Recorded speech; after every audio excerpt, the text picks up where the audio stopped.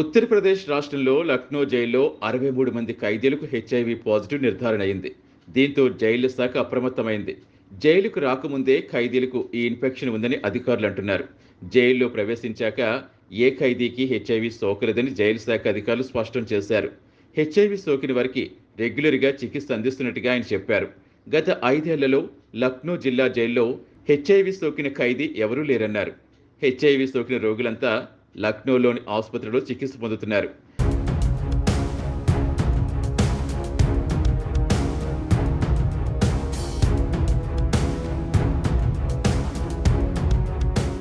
గత ఏడాది డిసెంబర్లో ఉత్తరప్రదేశ్ ఆరోగ్య శాఖ నిర్వహించిన ఆరోగ్య పరీక్షలో భాగంగా ఈ రోగ నిర్ధారణ జరిగింది.